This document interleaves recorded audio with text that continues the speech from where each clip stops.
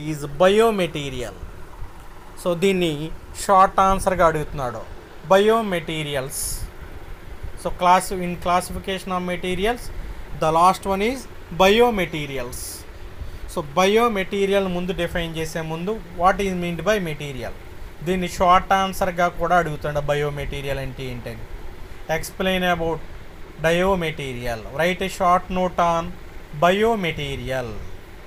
Right in this material can be anything, something else consisting of whether pure, impure, singular, composite, living, non-living, natural or man-made. ముందుగా material అంటే ఏంటో రాస్తున్నాం.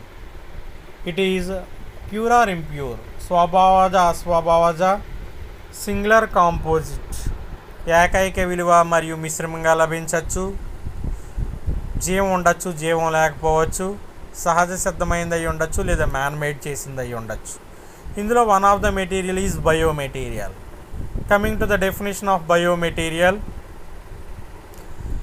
Biomaterial is a substance that has been engineered to interact with biological systems for a medical purpose. Biomaterial is a substance that has been engineered to interact with biological systems for a medical purpose. అంటే మనకి ఇక్కడ medical పర్పస్లో అంటే మనకు వైద్య రంగంలో biological systems ఏవైతే ఉన్నాయో వాటితో ఇంటరాక్ట్ చేయటానికి బయో పదార్థాలను ఉపయోగిస్తున్నాము.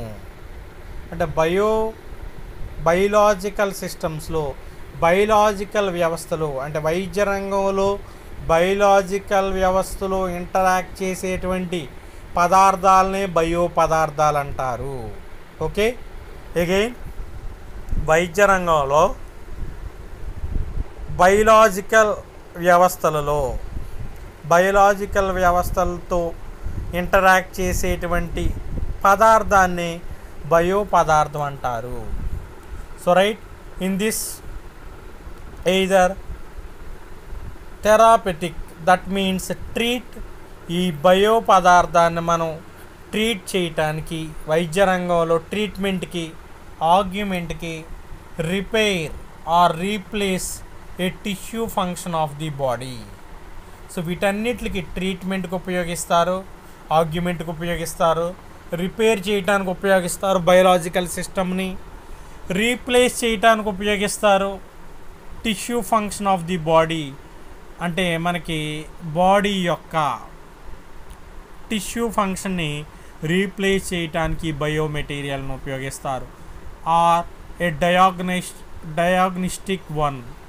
సో వైద్య రంగంలో మనకి ట్రీట్మెంట్కి చేయడానికి డయాగ్నోస్టిక్ పర్పస్కి ఉపయోగిస్తున్నాము. The study of biomaterials is called biomaterial science. అంటే ఈ రకమైనటువంటి బయో పదార్థాల యొక్క స్టడీని biomaterial science or biomaterial engineering అని కూడా అంటాం. Okay right.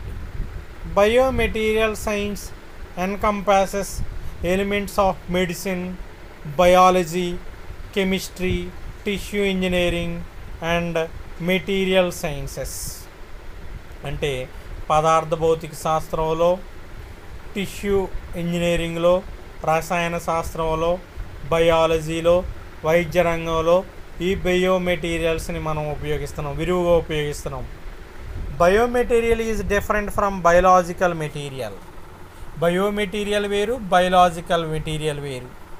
Such as bone that is produced by biological system.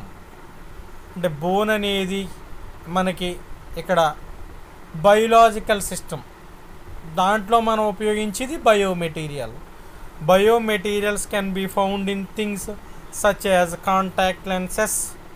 అంటే బయోమెటీరియల్స్ని ఇంకా ఎక్కడెక్కడ ఉపయోగిస్తున్నారంటే కాంటాక్ట్ లెన్సెస్లో ఉపయోగిస్తున్నారు.